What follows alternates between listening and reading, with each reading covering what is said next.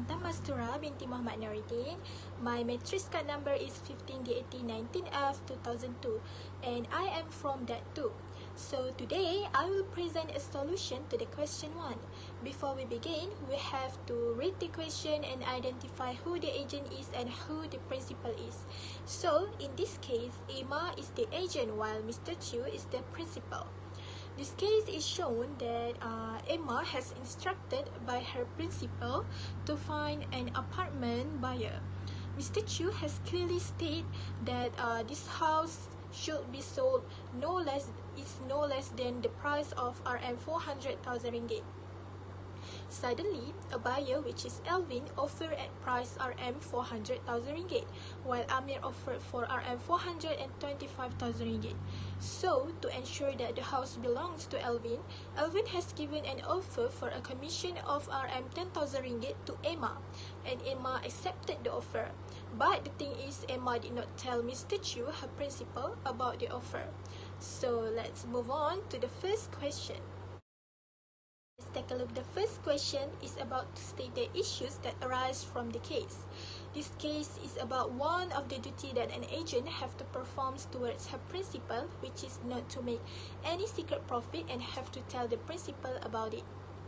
What we are questioning is about did Emma has breached the contract of her duty as an agent, because we should know whether Emma's action that did not tell Mr. Chu about the offer that she gained can breach the contract between her and Mr. Chu or not. So let's go to the next question, which is our second question, which is to explain the relevant provision of the Contract Act 1950. In agency, agent should not to make any secret profit out of the performance of his duty from principal. Secret profit means a bribe or payment of a secret commission on which an agent received without informing the principal about the profit that he gained. Based on Section 169 Contract Act 1950, the principal have right to benefit gained by the agent that dealing on his own account in business of agency.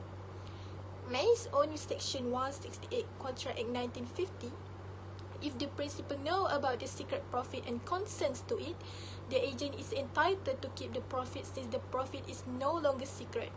However, if the profit are secret, the principal may first recover the amount of the secret profit from agent, which is based on Section 169 Contract Act 1950. Second, dismiss the agent for breach of duty.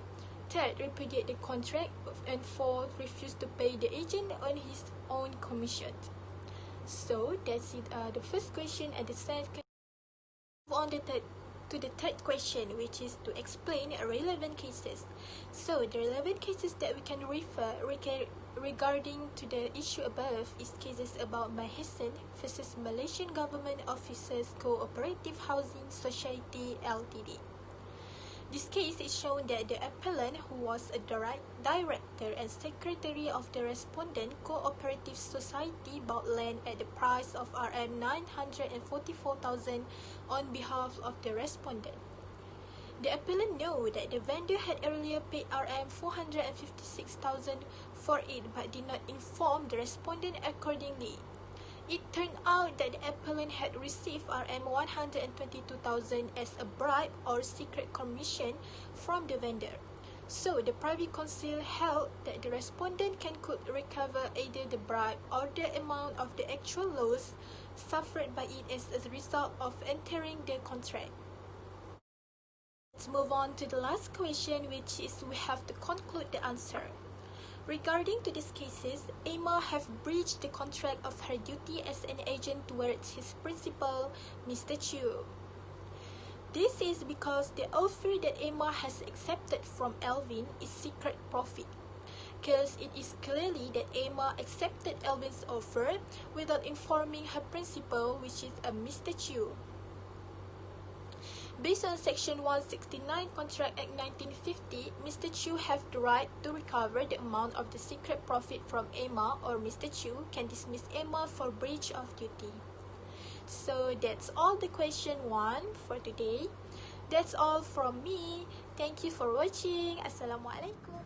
Assalamualaikum warahmatullahi wabarakatuh. And a very good morning to our beloved Sir Irandi bin Johari. My name is Hadira Natasya Binti Muhammad Salleh, and I am from DAT2A. My matrix number is 15D8019F 2021. So, today I will explain and read the answer for the study case for question 2. As you can see, Nazri is a collector of antique items. Recently, he bought an antique telephone from Harith for Rm4,000 ringgit. He displayed it in his collection gallery and spent a few hundred ringgit in its repair. One day, a visitor to his gallery noticed that the telephone was similar to her telephone that was reported stolen months ago. After some checking, it was confirmed that the telephone turns out to be stolen, and as such, Nazri had no choice but to return it to the true owner. Nazri confronted Harith and demanded his money back, plus the cost he has paid to repair the telephone. Answer for question 2. Firstly is identify the issue in this case. The issue in this case is, did Nazri entitled to receive a composition from Harith?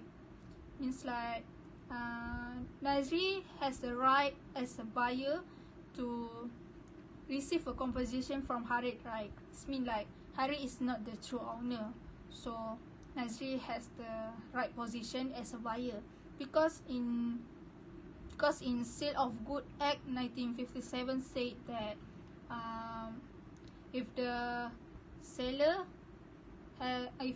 is not the ownership of the item, so the buyer has a right to receive a composition. Next, let's go to the second question. What are the principle and provision in SOGA 1957 that's one related to this matter?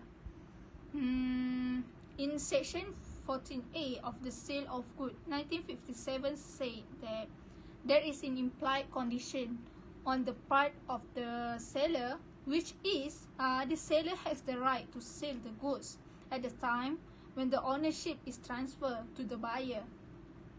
The implied condition in the contract of sale is that the seller has a legal right at the time the goods are transferred to the buyer. If the seller does not have the right to the goods sold, its demands to be in breach.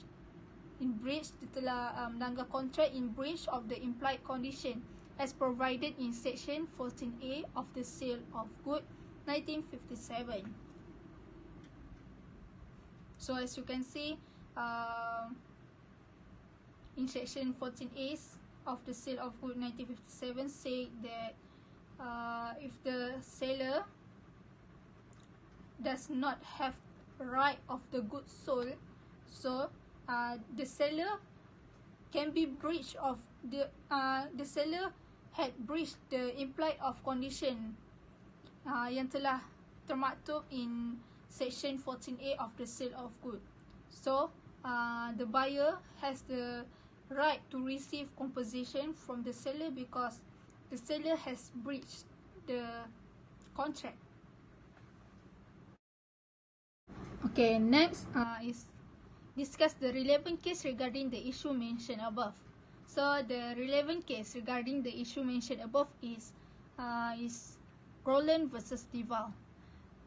In this case, it is about plaintiff bought a car from the seller and after using it for several months, then he discovered that the item was stolen. So he had to return it to the true owner, right?